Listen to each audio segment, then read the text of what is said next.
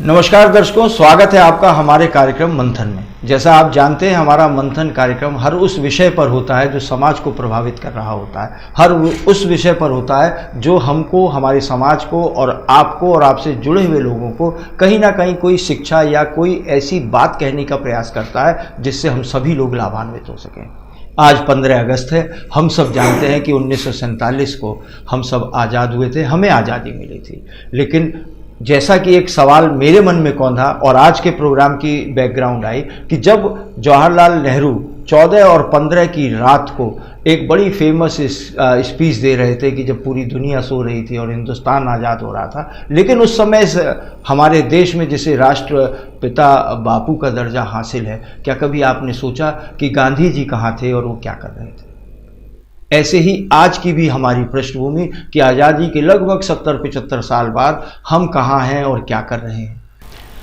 जब जवाहरलाल नेहरू आज़ादी के जश्न में डूबे थे, राजनीतिक भाषा और भाषणों का प्रयोग हो रहा था, उस समय हमारे महात्मा गांधी कलकत्ता में मौजूद थे, बेचैन थे, अपने साथियों के साथ थे और रात में टहल रहे थे। उनसे जब किसी ने पूछा आप क्या कर रहे हैं, इस समय तो आज़ादी मिल रही है और आप आज़ादी के समय क्या कर रहे हैं, तब उन्होंने कहा था कि ठीक है, आज़ादी मिल रही है, लेकिन मेरा दिल बड़ा दुखी है। इस समय हिंदू मुस्लिम के दंगे हो रहे हैं, बंटवारे का हो रहा है, ऐसे समय में जश्न कैसे मना सकता हूँ। हाँ, इतना ज़रूर है, आपको जश्न मनाने से नहीं रोक सकता हूँ, लेकिन मेरे लिए तो ये ज़्यादा महत्वपूर्ण है कि इस समय हिंदू मुसलमान और बंटवारे के रूप में लोग लड़ रहे हैं।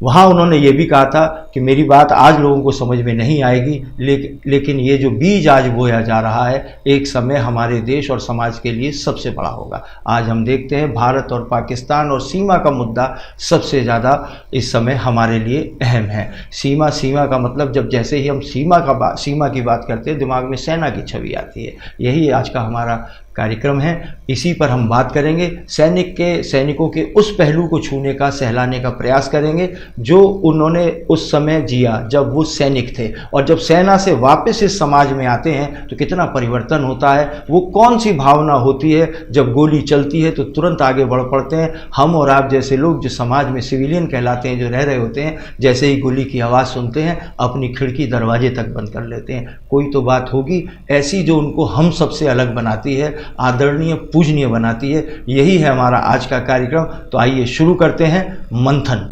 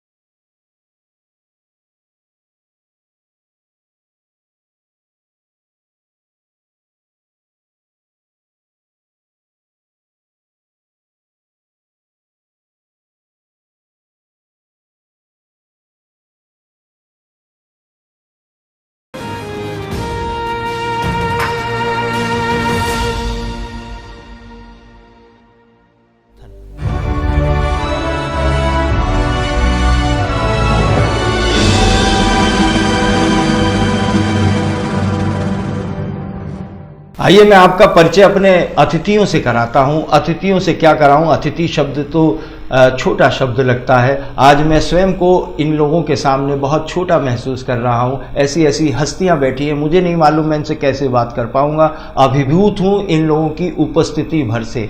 मेरे पास बैठे हैं सेना के, वायुसेना के स्क्वाड्रन लीडर साहब AK सिंह साहब, जो आगरा और आसपास, बल्कि कहें कि उत्तर भारत का एक जाना माना नाम है। बहुत ही सहृदय हैं, लोगों की मदद करते हैं, वास्तव में मदद करते हैं। जो ज़रूरत में फंसे रहते हैं उनकी चेकबुक की ड्रॉअर हमेशा खुली रहती है, चेकबुक निकालते हैं, उनको दे देते हैं, साइन करते हैं। उसके बाद ये भी नहीं सोचते कि ये पैसा आएगा नहीं आएगा। शिक्षण संस्थान में समाज का किसी का फ़ोन आ जाए, टिम्मा भाई का फ़ोन आ जाए या किसी और का फ़ोन आ जाए, उसकी फ़ीस माफ़ हो जाती है। लेकिन आश्चर्य की बात ये होती है कि पता किसी को नहीं चलता ये बच्चा बिना फीस के पढ़ रहा है या फीस के पढ़ रहा है।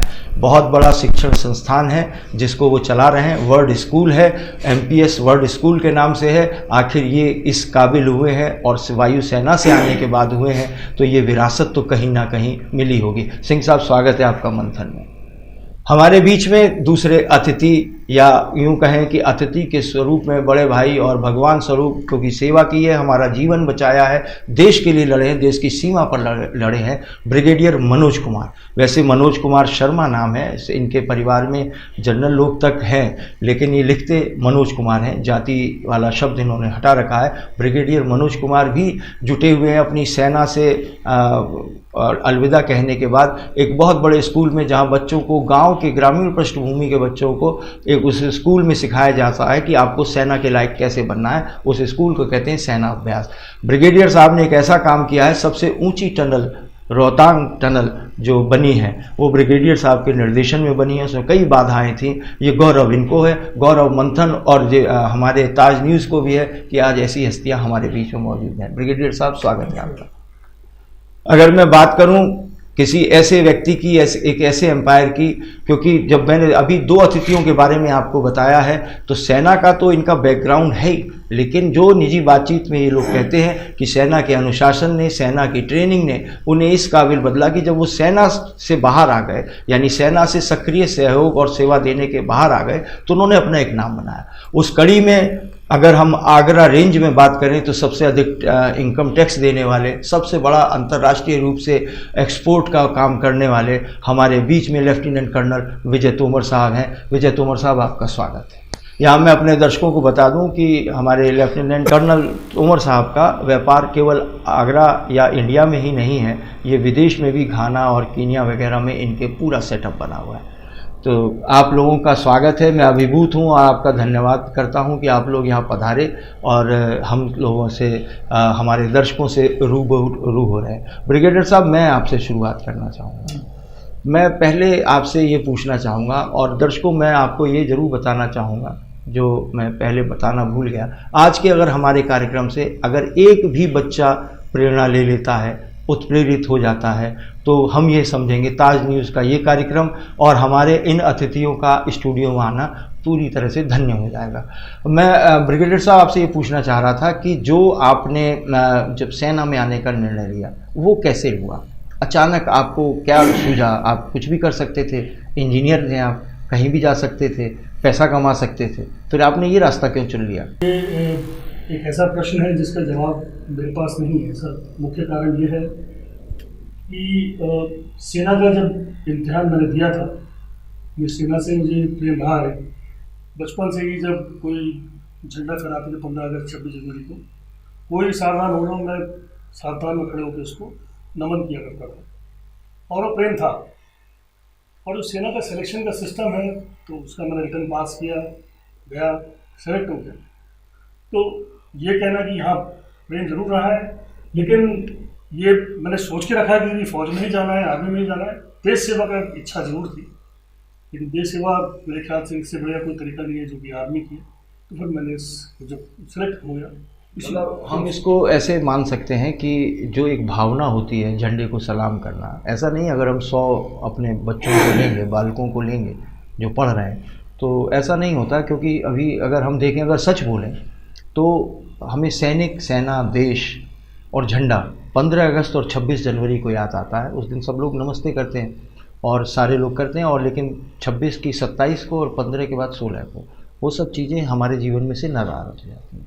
मैं ये जानना चाहता हूँ कि ये जो संस्कार हैं आपको अपने घर परिवार से मिले, कोई ऐसी घटना जिसने आपको ये बताया, या आज आप तो बीच में हैं, आपके पहले की पीढ़ी भी मौजूद है भगवान की कृपा से, और आपके आगे की भी पीढ़ी मौजूद है, तो क्या देखते हैं आप, उनसे ये सब चीज़ हुई या फिर आपसे, जो आपका बेटा तर्श है सेनाभ्यास चलाता है, वो उसमें भी यही सब चीज़ें आ रही हैं उन भावना को, वो कैसे कर पा रहे हैं आप, ये पूछ रहा हूँ। ये आप बिल्कुल ठीक कहा कि परिवार में मेरे मेरे चाचा जी वो एयरफोर्स में हुआ करते थे, तो उनसे मेरे को काफ़ी बहुत ज़्यादा लगाव था। जब भी छुट्टियों में जाते थे तो मैं कानपुर चकेरी में भी गया उनके पास, फिर वो दिल्ली पालम में रहे, मैं दिल्ली पालम में भी गया, तो वहाँ से मेरे को ज़रूर मोटिवेशन मिली थी। तो मेरा इनिशियल जो प्लान था वो ये था कि मैं जब हूँ भारतीय वायुसेना में जाऊँगा। मैंने एग्ज़ाम उसी की मैंने तैयारी करी थी, बट उस वक्त जब एग्ज़ाम दिया गया तो जो एक एक्स्ट्रा पेपर देना होता है फिजिक्स का, मैं वो दे नहीं पाया था।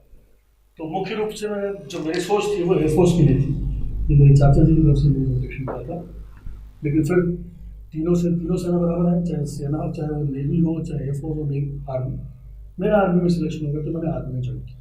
मैं फिर आपके पास आऊँगा, लेकिन एक छोटा सा सवाल और छोटा सा जवाब। अभी आपने कहा कि मैं एयरफोर्स में जाना चाहता था, तो क्या आप मानते हैं कि एयरफोर्स मिलिट्री से बेहतर होती है? बेहतर ये कहना बिल्कुल ठीक है, बिल्कुल गलत है, क्योंकि तीनों जो आर्म है, चाहे आर्मी, नेवी, एयरफोर्स है, तीनों बराबर है, तीनों का अपना अपना योगदान है। लेकिन क्योंकि मेरे जो चाचा जी थे, छोटी उम्र में जब उनकी मुलाकात हुई, एयरफोर्स स्टेशन गए, हवाई जहाज़ देखे, तो वो एक हवाई जहाज़ का जो एक चार्म होता है, जो बच्चा देखता है कि हाँ हवाई जहाज़ देखा है, उसका जो मज़ा आता है, तो वो चार्म को लेकर मैं सेना के एग्ज़ाम के लिए तैयार कर रहा था।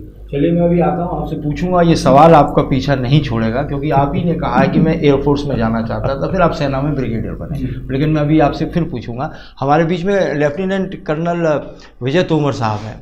इन्होंने बहुत नाम कमाया है व्यापार में, सामाजिक सेवा में बहुत बड़ा नाम कमा रहे हैं।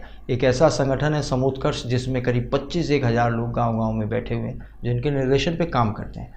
कर्नल साहब, आपने एक लंबा समय, करीब 20-1 साल आपने सेना को दिए हैं, जहाँ तक मेरी जानकारी है। तो आपको किस चीज़ ने प्रेरित किया जो आप सेना की तरफ चल पड़े? पिता सेना में रहे हैं। 11 वर्ष की उम्र में मिलिट्री स्कूल ज्वाइन किया था, और वहाँ से लेकर जब तक उस स्कूल से निकले हम ऑलरेडी आधे सैनिक बन चुके थे। तो सेना की, हालांकि मिलिट्री स्कूल का मेन मकसद एक अच्छा नागरिक, और यदि हो सके तो सेना के लिए युवा को तैयार करना होता है। लेकिन हम क्योंकि पहले से ही सेना के बैकग्राउंड के थे, तो ये जो 8-9 साल की ट्रेनिंग थी, उस 8-9 साल की ट्रेनिंग के बाद ये चीज़ पक्की तरह दिमाग में आ गई थी कि हमें किसी भी हालत में सेना ही ज्वाइन करनी है। मेरा मेडिकल में सिलेक्शन हो चुका है, मेरा इंजीनियरिंग में सिलेक्शन हो गया था। मेडिकल में मैंने AFMC क्वालिफाई की थी इंसिडेंटली, जो कि मैंने नॉर्मल मेडिकल कॉलेज के लिए अप्लाई नहीं किया था, और उसका कारण क्या था कि वो भी आर्म्ड फोर्सेस मेडिकल कॉलेज है। इसी तरीके से इंजीनियरिंग के लिए मेरा चयन हुआ था, लेकिन जिस विधा में मैं जाना चाहता था वो नहीं मिल रही थी, तो मैंने उसको छोड़कर ग्रेजुएशन जो है वो सिर्फ इसलिए की कि एक डिग्री ली जाए, जिस डिग्री जो है न्यूनतम मापदंड है सेना में आने के लिए, और 2 वर्षों तक लगातार उसी चीज़ की तैयारी करता रहा कि मुझे किसी भी हालत में सेना में ही जाना है। एक सवाल था, पवन जी ने पूछा था एयरफोर्स का। आपको आश्चर्य होगा ये जानकर कि मेरा पहला ऑप्शन एयरफोर्स था और फ्लाइंग था, और मेरा उसमें चयन हो गया था। चयन होने के बाद मेरा मेडिकल रिजेक्शन हुआ। एयरफोर्स में एक लिमिटेशन है आपकी सिटिंग हाइट और उसमें मेरा मेडिकल रिजेक्शन हो गया। दूसरे ऑप्शन में मैं, क्योंकि मेडिकल रिजेक्शन हो चुका था, इसलिए दूसरे ऑप्शन में मैंने नेवी के लिए अप्लाई किया कि शायद वहाँ जाके नेवल एविएशन मिल जाए, क्योंकि जहाज़ों के प्रति एक दिमाग में बैठी हुई थी शुरू से। हमारे स्कूल में एक सीनियर थे हमारे, उनका भाई हमारे स्कूल में पढ़ता था, हमसे 3-4 साल सीनियर था, पर वो जो उनका बड़ा भाई था वो ग्वालियर में पोस्टेड था और चॉपर डिवीज़न में था। तो वो कभी कभी उसके ऊपर से आता था, स्कूल के ऊपर से। मैं मिलिट्री स्कूल धौलपुर का पढ़ा हुआ हूँ, उस स्कूल के ऊपर से आता था। अगर वो आगरा की तरफ फ्लाई कर रहे होते थे तो वो वहाँ से ड्रॉप करता था। तो हमें सिर्फ उस समय बचपन की जो यादें हैं वो सिर्फ इतनी थी कि कितना आसान है, यहाँ से वहाँ पहुँच जाओ, 1 घंटे में सामान दे दो। खैर वो तो आप उसको कह सकते हो कि वो मतलब बचपन का एक अट्रैक्शन था, लेकिन सेना के सिवाय दिमाग में और कुछ कभी आया ही नहीं है। सेना को लेकर, इस सेना के अलावा आपके पास दिमाग में कुछ नहीं आया। बात दिमाग की है। अब मैं आता हूँ AK सिंह साहब के पास। AK सिंह साहब MPS वर्ल्ड स्कूल के चेयरमैन हैं और वायुसेना से हैं, स्क्वाड्रन लीडर हैं। बड़ा पद होता है, बड़ा सम्मानीय है। सबसे बड़ी बात है, बहुत अच्छे व्यक्ति हैं, सरल हैं। इनकी बातचीत से लगता नहीं है कि कितना वजन है, लेकिन जो शब्द हैं इनके वो बताते हैं। सिंह साहब, मैं आपसे ये पूछना चाहूँगा, हम वैसे इनका नाम अतुल सिंह जी है। अभी कार्यक्रम से पहले ही टिम्मा भाई कह रहे थे अतुल जी आ रहे हैं कि नहीं आ रहे हैं, तो चौंक जाते हैं, लेकिन ये पर जो लोकप्रिय हैं AK सिंह जी के नाम से है। तो सिंह साहब, मैं आपसे ये जानना चाहूँगा कि मेरे 2 सवाल हैं, मैं चाहूँगा एक ही साथ उनका आप जवाब दे दें। एक तो आप के बारे में वो किस्सा तो मैं जानता हूँ, पता नहीं आप उसको बताना चाहेंगे नहीं बताना चाहेंगे, और मैं चाहूँगा कि आप अपने मुंह से ही बताएं कि आप सेना में, एयरफोर्स में कैसे आए। और दूसरा, जो अभी जैसे ये दोनों हमारे अधिकारी जो ऑफिसर्स हैं, इन लोगों ने कहा कि ऐसी कोई बात नहीं है, क्या आप भी ये मानते हैं कि एयरफोर्स और मिलिट्री में, सेना में, पैदल सेना में कोई फ़र्क होता है या नहीं होता है? तो आप। नमस्कार पवन जी, और बहुत अच्छा आपने सवाल किया। और पहले तो बताना चाहूँगा, जैसे कि ब्रिगेडियर साहब ने और कर्नल तोमर साहब ने हमें बताया कि वो शुरू से ही उनकी ख्वाहिश थी कि किसी तरह सेना में जाएं, और लेकिन मेरी ऐसी कोई ख्वाहिश नहीं थी। मैं बताना चाहूँगा कि मैं MSc गोल्ड मेडलिस्ट, और मेरे पिता एक बहुत ही जाने माने प्रोफेसर थे, शिक्षाविद थे, और मैं भी शिक्षा के क्षेत्र में ही जाना चाहता था। लेकिन जब मैं पढ़ता था तो एक लड़की जिससे मेरे को प्रेम हो गया था, मेरी जाति की भी नहीं थी, लेकिन मैं उससे शादी करना चाहता था। और मेरे जो ससुर साहब थे, फादर इन लॉ, वो सेना में अधिकारी थे, और उन्होंने कुछ ऐसी शर्त रखी कि मैं चाहता हूँ कि मेरा होने वाला दामाद सेना में अधिकारी हो। तो फिर मैंने कुछ तैयारी की और कुछ लोगों से गाइडेंस ली, कोचिंग ली, और मैंने वायुसेना का परीक्षा दी और मैं वायुसेना में चयनित हुआ।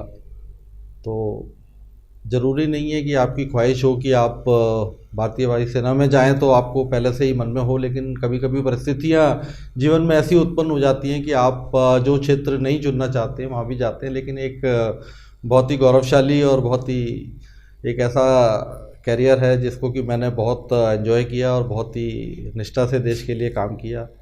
तो मैं आभारी हूँ कि भारतीय वायुसेना ने मुझे सेवा का अवसर दिया, देश के लिए सेवा की। और दूसरा, जैसा कि आपने पवन जी ने पूछा कि सेना का और वायुसेना का, तो वैसे तो तीनों सेनाएं बराबर हैं और कोई फ़र्क नहीं है। लेकिन वायुसेना का थोड़ा सा, क्योंकि बहुत टेक्निकल वो है, और हवाई जहाज़ और रफ्तार एक ऐसी चीज़ है जो इंसान को हमेशा आकर्षित करती हैं।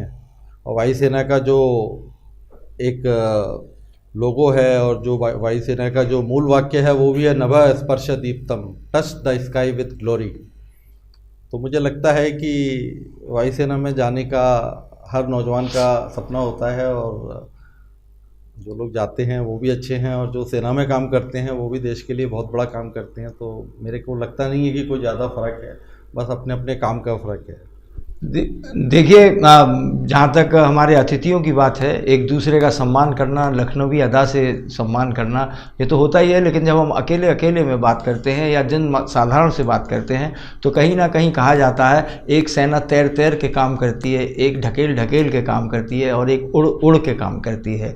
तीनों में अपनी अपनी क्षमताओं का, मिजाज का फ़र्क होता है। उसी तरह से लोग उसको 1, 2, 3 जो भी हो उस श्रेणी में बांट लेते हैं। लेकिन मैं अपने दर्शकों को बता दूं दूं, कार्यक्रम के दूसरे हिस्से में हमारे पास एक ऐसे दो अतिथि जुड़ने जा रहे हैं। एक तो वो जिसने कि जो इंटरनेशनल खिलाड़ी धोनी, MS धोनी को जिन्होंने प्रशिक्षण दिया था। आपने अक्सर देखा होगा कि धोनी वो पैरा ट्रूपिंग की ड्रेस में दिखते हैं, तो वो आपके बीच में होंगे, हम उनसे बात कर रहे होंगे। और एक ऐसा सच हम आपके सामने लाएंगे जो कहीं आता नहीं है, खबरों की सुर्खियां नहीं बनता है। आजकल झगड़ों की राजनीति स्टेज और मंच पे जिस तरह से जो बहस और होती हैं, उनमें उन खबरों को स्थान नहीं मिलता है जो आपको जाननी चाहिए। आपको इतना ज़रूर पता होगा कि पैटर्न टैंक थे पाकिस्तान के पास, लेकिन आपको ये नहीं पता होगा कि वो कैसे तोड़े गए थे। ये हम आपको कार्यक्रम के दूसरे हिस्से में बताएंगे। लेकिन खैर, कार्यक्रम चल रहा है और मैं अभी तोमर साहब के पास आऊँगा, लेकिन मैं उससे पहले आपको ये बता दूँ, क्योंकि जो सवाल तोमर साहब, ब्रिगेडियर साहब और सिंह साहब, जो सवाल आज जो हम देखें, अगर आज के समय में अगर एक सवाल जो मैंने कार्यक्रम की शुरुआत में कहा था, जो महात्मा गांधी की चिंता का विषय था कि जो ये पार्टीशन की जमी पर जो बीज जो एक पाकिस्तान और एक हिंदुस्तान का बोया जा रहा है, जो हिंदू और मुसलमान की तरफ तब्दील हो जाएगा, लोग इसको कहने में डरते हैं। लेकिन आप जानते हैं ताज न्यूज़ और मंथन हमेशा एक निर्भीक आवाज़ है, इसीलिए हमारे पीछे कोई बैनर नहीं लगा होता। हम अपनी बात कहते ज़रूर हैं सम्मान के साथ। तो हम ये ज़रूर कहना चाहेंगे, आपको याद दिलाना चाहूँगा कि उत्तर प्रदेश में गाजीपुर एक ज़िला है। इसके बाद मैं आप तीनों से आऊँगा, मैं उस बात की पृष्ठभूमि बता रहा हूँ। उत्तर प्रदेश में गाजीपुर एक ज़िला है जहाँ धामपुर गांव है। उस धामपुर में एक सज्जन थे उस्मान फारूकी। उस्मान फारूकी साहब थे जो सेना में लांस नायक थे, ग्रेनेडियर थे। उनके यहाँ एक बच्चे ने जन्म लिया और उनका दर्जी परिवार था, दर्जी पूरा परिवार खानदान था। उस बच्चे का नाम उन्होंने रखा अब्दुल हमीद। मुस्लिम था, आप उसे मुस्लिम कह सकते हैं, लेकिन 1965 8 सितंबर, याद रखिएगा इन तारीखों को। हम केवल 2-3 तारीख याद रखते हैं अपनी जिस पार्टी को हम सपोर्ट करते हैं, उस नेता के जन्मदिन का, महात्मा गांधी के जन्मदिन का, लेकिन हम उन लोगों का नाम, उन लोगों की तिथियां और कुछ तिथियां ऐसी जो सेना से जुड़ी हैं, उनको कभी याद नहीं करते। इससे बड़ा कोई थैंकलेस काम नहीं हो सकता है। ख़ास तौर से मैं उन बच्चों से जो ये देख रहे हैं, परिवारों में देख रहे हैं, मैं माँ बाप से भी उनके अनुरोध करूँगा इस कार्यक्रम को उन बच्चों को ज़रूर दिखाएं, क्योंकि जो महानुभाव लोग मेरे साथ इस कार्यक्रम में हैं, अगर बच्चे उनसे प्रेरित होंगे तो सच्ची राष्ट्र सेवा की तरफ अपने आप मुड़ जाएंगे।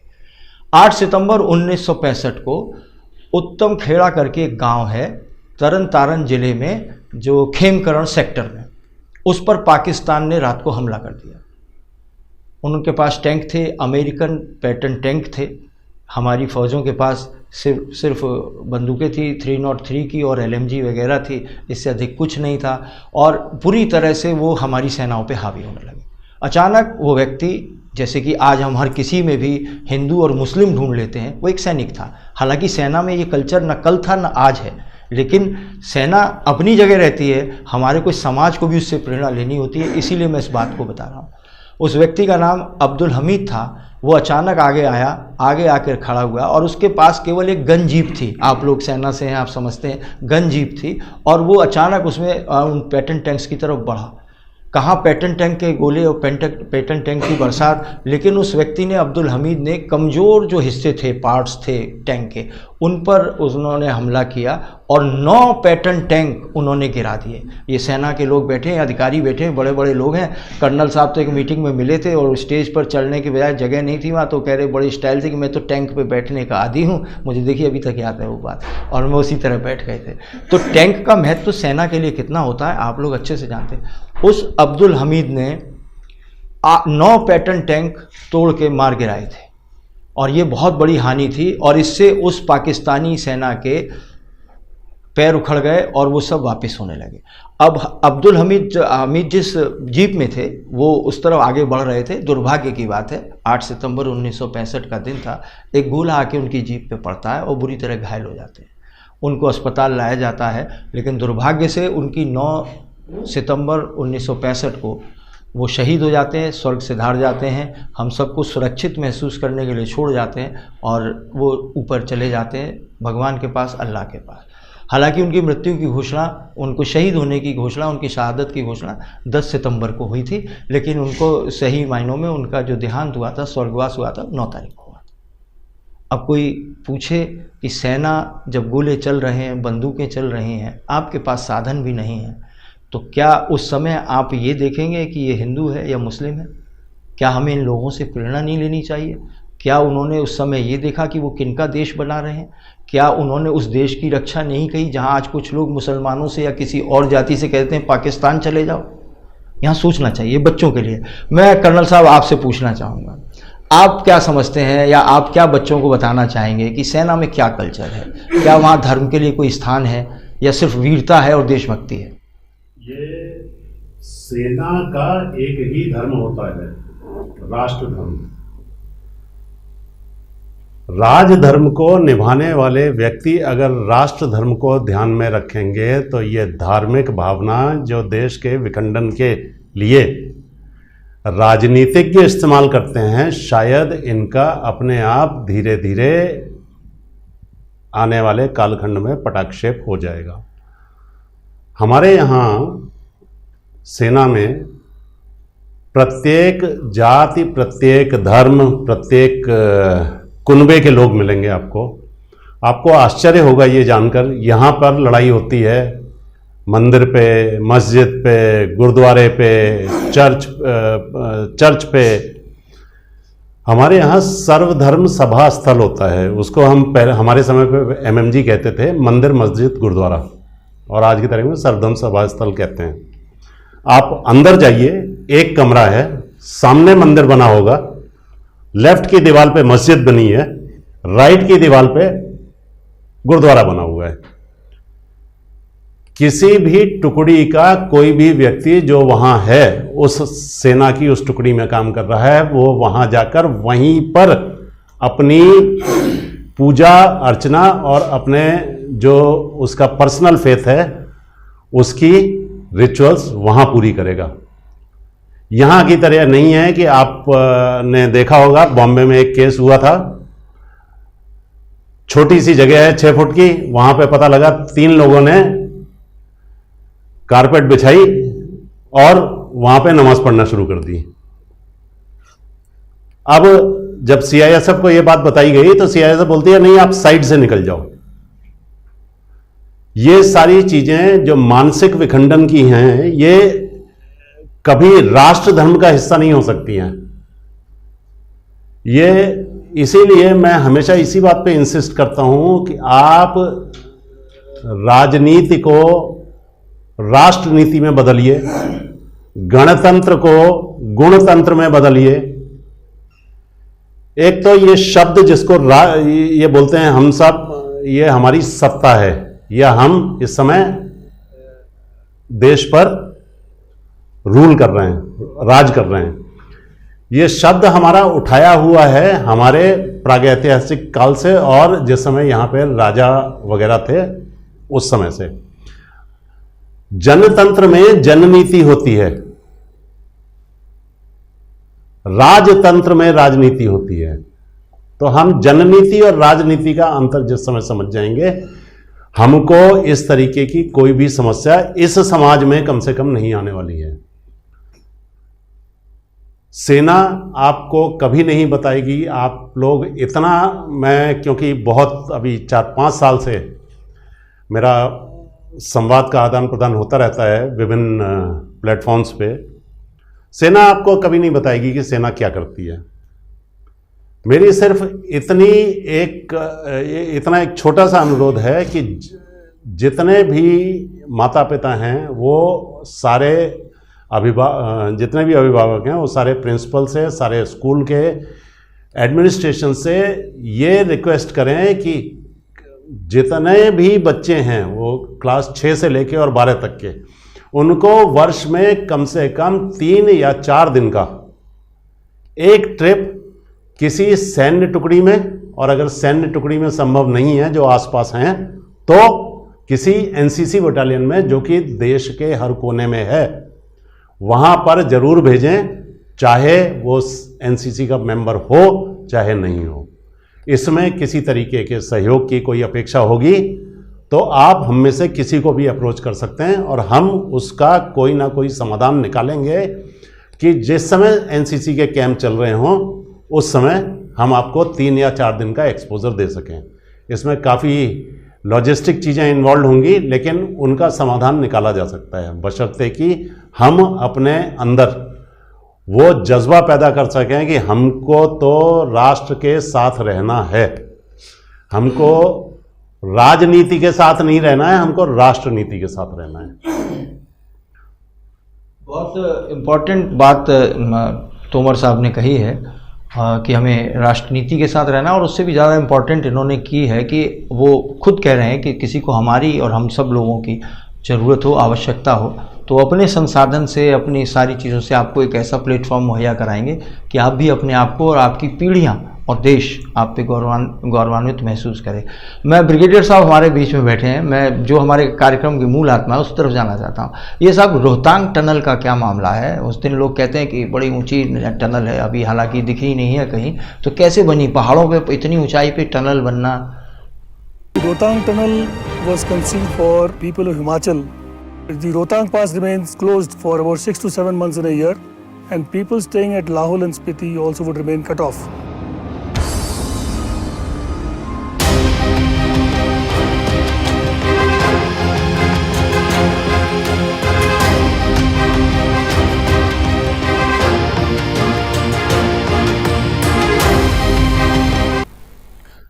रोहतांग टनल जो बन रही है वो मनाली से थोड़े आगे एक स्थिति जगह है, उसका नाम है पलचान।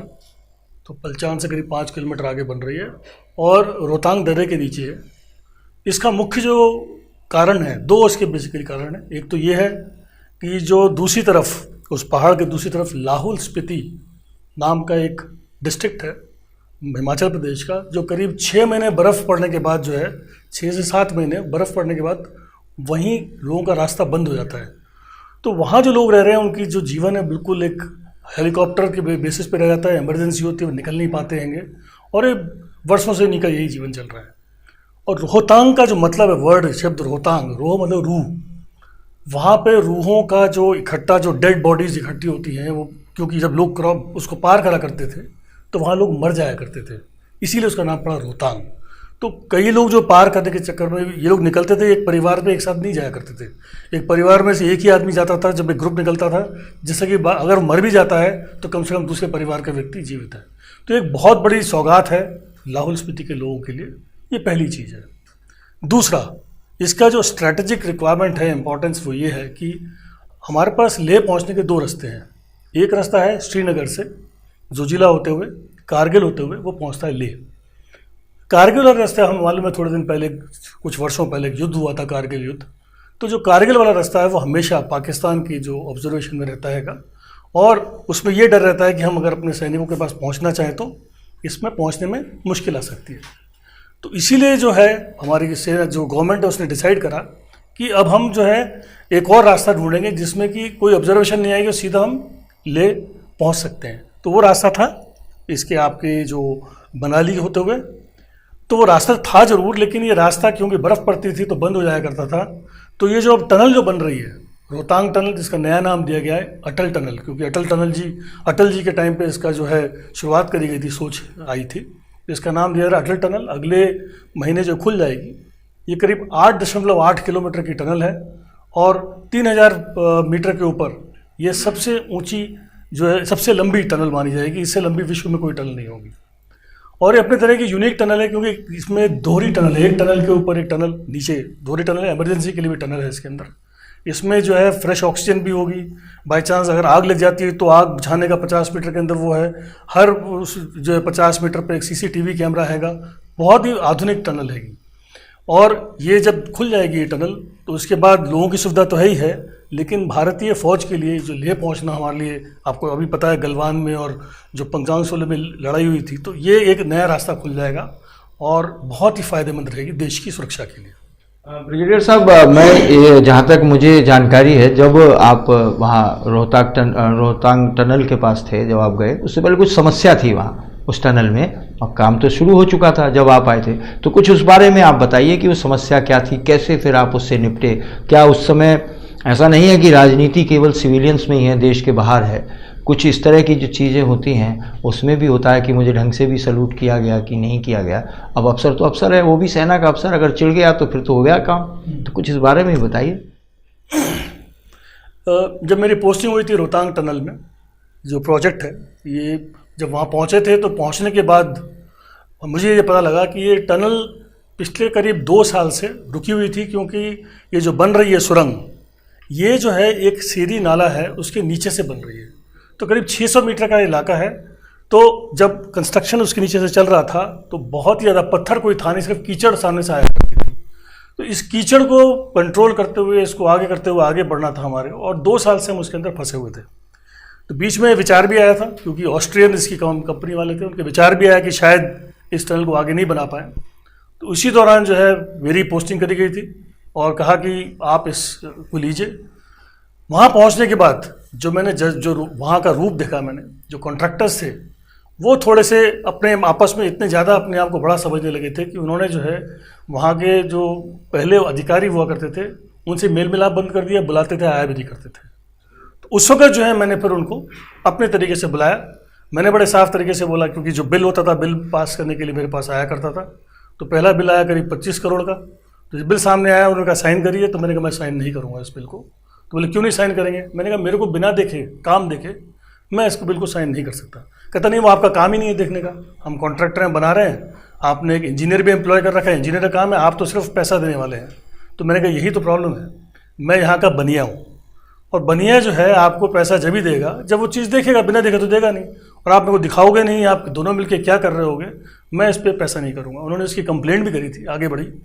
तो ये मेरे डायरेक्टर जनरल के पास गई थी, लेफ्टिनेंट जनरल मित्तल के पास। उन दोनों मैंने अपना वाक़या बताया। तो मैंने कहा कि अगर सर और कोई साइन कर सकता कर ले, मैं इसमें साइन नहीं करूँगा जब तक कि मेरे को ज़मीन में ये चीज़ दिखा दे। वेल, उसके बाद सब कुछ बदल गया। मेरी एक फ़ोन पे वो दौड़ के आया करते थे, सैल्यूट भी मारा करते थे, बिकॉज पूरे बाहर के थे लोग, विदेशी थे, जर्मन, ऑस्ट्रियन, अमेरिकन भी थे उसके अंदर। तो उनके अंदर जो गुरूर था, उस गुरूर को तोड़ना मेरे लिए बहुत ज़रूरी था, क्योंकि मेरे लिए पहले ज़रूरी था कि देश की जो सुरक्षा के लिए जो पैसा हम जो खर्च कर रहे हैं, क्या वो सही मायने में सही जगह जा रहा है या नहीं जा रहेगा। इस चीज़ को मैंने रोकने की कोशिश करी थी। ब्रिगेडियर साहब, अभी स्क्वाड्रन लीडर AK सिंह साहब ने बड़ा अच्छा गीत गाया, हमें तो छुपी हुई प्रतिभा लगी आपकी, जग जाहिर है आप बड़ा अच्छा गाते हैं। और अगर मेरे दर्शक आपसे 2 लाइन नहीं सुन लेंगे तो आपकी जिंदा दिली का आभास नहीं होगा। शुरुआत करते हैं। ये जो गाना है वो हमारे जीवन का फलसफा बताता है। ओहरे ताल मिले नदी के जल में, नदी मिले सागर में, सागर मिले कौन से जल में, कोई जाने ना। ओहरे ताल मिले नदी के जल में, अनजाने होठों पर क्यों पहचाने गीत है, पहचाने गीत है। कल तक जो अनजाने थे जन्मों के मीत है, जन्मों के मीत है। उम्मीदवारे कल तक जो अनजाने थे जन्मों के मीत है। क्या होगा कौन से पल में कोई जाने ना। ओहरे ताल मिले नदी के जल में, नदी मिले सागर में, सागर मिले कौन से जल में, कोई जाने ना। बहुत खूब। मुझे तो आपका भविष्य बड़ा सुरक्षित रहा लगता है, क्योंकि इंजीनियर फौज में आप रहे, स्कूल सेना अभ्यास आपका है, और गीत आपका इतना अच्छा है कि कम से कम खैर मनानी चाहिए बॉम्बे वाले लोगों की कि आप उसने उस तरफ उस गाड़ी में नहीं बैठे। खैर, सेना में कोई रिटन ऑर्डर्स नहीं होते हैं, और मेरे से ऊपर अधिकारी ने, मैं कर्नल हूँ, मेरे को ब्रिगेडियर साहब ने बता दिया या जनरल साहब ने बता दिया कि ये काम होना है तो वो होगा। उसके लिए हम किसी लिखित आदेश की प्राप्ति के लिए इंतज़ार नहीं करते। जबकि सिविल स्ट्रीट में आते हैं तो हम देखते हैं कि हर चीज़ के लिए आपको कागज़ की ज़रूरत पड़ती है, क्योंकि वो अनुशासन में बंधा हुआ वो सैनिक जो है वो 20, 22, 25 साल, 30 साल, 32 साल उसने उस परिवेश में निकाले होते हैं, तो थोड़ी बहुत एडजस्टमेंट की समस्या सिविल स्ट्रीट में आती है। और ये उस व्यक्ति पर निर्भर करता है कि वो अपने आप को उस आचरण में किस तरीके से ढाल सकता है। ये कोई असंभव काम नहीं है। हम सब जो सेना में आए हैं, आप अगर ध्यान से देखिए तो हम आप ही लोगों के बीच से उठ के गए हैं। तो जब हम पहले उस तरीके के हो सकते थे, तो आज उस 20 साल की अपनी अनुशासनात्मक ज़िंदगी से हम दूसरों को क्यों नहीं भला कर सकते हैं, बजाय इस बात की गिला रखने के कि हम ये सिविल वाले हमारी बात को नहीं समझते। तो ऐसा कोई मुझे नहीं लगता कि कोई भी सिविलियन सेना का सम्मान नहीं करता। जो मेरा सवाल था ब्रिगेडियर साहब, उसका बहुत ही कोई छोटा सा उत्तर, और अगर ईमानदारी से देंगे हृदय पे हाथ रख के, तो मुझे बड़ा अच्छा लगेगा। हृदय पर हाथ रख लेता हूँ।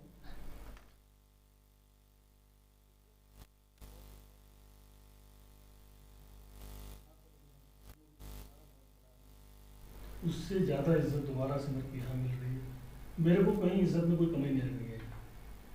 हाँ, जो बातें तोमर साहब ने बोली बिल्कुल ठीक है, और उसमें सबसे ज़रूरी ये है कि हमें भी, क्योंकि एक जो रूप बदला है, ड्रेस बदली है, कपड़े बदले हैं, तो जो अभी नया जो कपड़ा पहना है, कहते हैं रोम में रोमन की तरह रहना चाहिए, तो हमें भी अब सिविलियन की तरह जो कुछ बातों को मानना पड़ता है, और वही स्ट्रिक्ट रूल्स वही तरीके से नहीं है। और अगर आप कर लेंगे तो बड़ा अच्छा लगता है, मेरे को बहुत इज्जत मिलती है, तो मेरे को इसमें कोई दो राह नहीं है। सिंह साहब, आप क्या कहना चाहेंगे इस विषय में? पवन जी, मेरा थोड़ा अलग नज़रिया है। मैं कहता हूँ कि जो फौज में काम करते हैं और देश के लिए करते हैं और अपने संगठन के लिए करते हैं, वो उनका कर्तव्य है, और उसके लिए मैं नहीं कहता कि उसके लिए कोई अतिरिक्त इज्जत या कोई अतिरिक्त सम्मान हमें मिलना चाहिए। क्योंकि जिस तरह से आप एक जर्नलिस्ट हैं, आप भी एक देश के लिए काम कर रहे हैं, समाज के लिए काम कर रहे हैं, एक डॉक्टर भी अपने देश के लिए, एक शिक्षक भी अपने देश के लिए, एक स्वीपर भी अपने देश के लिए, और अपने सभी लोग अपने देश के लिए काम करते हैं, तो सभी को सम्मान मिलना चाहिए। और जहाँ तक फौज का सम्मान जरूर होना चाहिए, सेना का सम्मान होना चाहिए, लेकिन अतिरिक्त सम्मान की मुझे कोई आवश्यकता महसूस नहीं होती। जी, अतिरिक्त सम्मान की कोई आपको आवश्यकता महसूस नहीं होती, लेकिन ये बात आपने बिल्कुल ठीक कही कि छोटे से छोटा व्यक्ति जो हमारे समाज में है, किसी भी रूप में कार्य कर रहा है, उसको भी राष्ट्र सेवा में कहीं ना कहीं संलिप्त पाया जाना चाहता है और देखा जाता है, और उसको भी वही इज्जत सम्मान मिलना चाहिए। तो दर्शकों, ये आज का हमारा इस कार्यक्रम 15 अगस्त के कार्यक्रम उपलक्ष्य में हमारा एक विशेष कार्यक्रम था। इसका पार्ट 2 आप ज़रूर देखिएगा, क्योंकि पार्ट 2 में आप देखेंगे कि एक वो कौन था वो व्यक्ति कौन था जिसने धोनी को ऊपर से कूदना सिखाया, ऊपर से पैराट्रूपिंग की ट्रेनिंग दी। वो व्यक्ति कौन था जिसने पैटर्न टैंक को तोड़ने तहस नहस का काम किया। ये सब खुलासे हमारे दूसरे भाग में होंगे, लेकिन चलते चलते मैं आपसे एक बात ज़रूर कहना चाहूँगा कि आजकल हम लोग टीवी चैनल्स पर एक डिबेट देखते हैं, जिस तरह की हमने बात की है, ये किसी टीवी चैनल पर आपको देखने को नहीं मिलेगी, जहां फौजी लोग सहज भाव से अपनी बात, अपनी स्मृतियों को करने का काम कर रहे हैं। वहां अगर मिलता है तो वो राष्ट्रवाद के नाम पर एक ऐसी चीज़ परोसते हैं जिसमें 2 लोग पाकिस्तान को गाली दे रहे होते हैं, और मज़े की बात यह है कि वही चैनल वाला, वही स्टूडियो पैसे दे के पाकिस्तान के लोगों को बुलाता है कि आप हमें गाली दीजिए, क्योंकि वो गाली दी जाती है, पाकिस्तान का आदमी गाली देता है या हिंदुस्तान का आदमी गाली देता है, स्टूडियो में एक जंग का माहौल होता है, आप अपने देश की तरफ हो जाते हैं, आपकी भावना उभर जाती है। लेकिन ये सच्चाई नहीं है। पाकिस्तान से अगर आप किसी को बुलाते हैं, पैसे दे के बुलाते हैं, तो वो मात्र अभिनय कर रहा होता है। ऐसे लोग होते हैं। राष्ट्रवाद ये नहीं है। राष्ट्रवाद तो राष्ट्र के लिए जीने की एक कला है, एक संस्कृति है और एक आचरण है। जैसा हमारे अतिथियों ने बताया, उस आचरण को हमें जीना पड़ेगा, सीखना पड़ेगा। और बच्चों से मैं विशेष रूप से कहता हूँ कि वो देखें। और ये जो अभी चीन पे जो विवाद चल रहा है, जो चीन की सीमाएं पे जो फ़ौजें खड़ी हैं, हमने देखा अभी मेरे अपने इन सैनिक भाइयों से, मित्रों से जो बात हो रही थी, उन्होंने हमें बताया कि चीन में तो ये एक रिवाज है या एक कानून है कि लोगों को फ़ौज में अनिवार्य रूप से कुछ समय कार्य करना पड़ता है, लेकिन हमारे यहाँ जितना बड़ा और संपन्न व्यक्ति होता है वो सब कुछ कर लेता है, लेकिन फ़ौज में मरने के लिए किसी को नहीं भेजता है। लेकिन जिन माँ बाप ने अपने बच्चों को आंख बंद करे फ़ौज की तरफ जाने दिया, ये भी नहीं मालूम वो चल के आएगा या कंधों पे आएगा, अपने कपड़े वर्दी पहन के आएगा या तिरंगे में लिपट के आएगा, वो सबको समर्पित कर देते हैं। बच्चों, याद रखना कि कभी भी इस राष्ट्रवाद का उपयोग हमें किसी को चढ़ाने के लिए नहीं करना है। राष्ट्रवाद का उपयोग एक आचरण के लिए करना है, उच्च मापदंड स्थापित करने हैं जो इन स्कूलों में सिखाए जा रहे हैं, जो बताए जा रहे हैं, चाहे वो सैन्य अभ्यास हो, चाहे MPS स्कूल हो, जिनके मालिक सरगना या जो उसमें पॉलिसी तय करने वाले लोग हैं, वो सारे लोग। सरगना शब्द मैंने जानबूझ के कहा है, लेकिन इसको दो शब्दों में दो तरह से लिया जाता है। एक तरह से वो लोग होते हैं जो अपने पद का दुरुपयोग करते हैं, लेकिन जो प्रमुख होते हैं वो अच्छे कामों के लिए उनका उपयोग करते हैं। जैसे कि बच्चे के लिए अपना सब कुछ दे देना, उसको एक व्यापार ना समझना, सेवा समझना, ऐसे बहुत सारे लोग हैं। हो सकता है इनकी संख्या 99% हो, लेकिन 1% ऐसे भी लोग हैं जो किसी न किसी वजह से उनकी वजह उनके लिए जायज़ हो सकती है, लेकिन इस शिक्षा जगत और देश के लिए जायज़ नहीं हो सकती, वो दूसरे काम करते हैं। तो आपसे, बच्चों से यही उम्मीद करते हुए कि आप अपने घर में अपने परिवार वालों से, माता पिता से, भाइयों से, बहनों से, पड़ोसियों से खुद सीखेंगे और दूसरों को बताएंगे। राष्ट्रवाद किसी को चिढ़ाने का शब्द नहीं है, ये एक बहुत बड़ा शब्द है, एक आचरण है जिसे हमें सीखना चाहिए, देश को बनाने के लिए सीखना चाहिए। आप सभी को 15 अगस्त की बहुत बहुत बधाई, आप सबको मुबारक हो। हम उम्मीद करते हैं कि आने वाले वक्त में कोरोना से हम जीत जाएंगे, उससे भी हमें आज़ादी मिलेगी। ताज न्यूज़ का इसी विषय के पार्ट 2 को आप ज़रूर देखिएगा, पार्ट 2 के नाम से हम करेंगे। कर्नल विजय तोमर साहब, आपका हमारे स्टूडियो में आने के लिए बहुत बहुत धन्यवाद। ब्रिगेडियर मनोज कुमार जी, आपका हमारे स्टूडियो में आने के लिए बहुत बहुत धन्यवाद। और स्क्वाड्रन लीडर AK सिंह साहब, आपकी उपस्थिति से हमें स्फूर्ति मिली है, आपका भी बहुत बहुत धन्यवाद।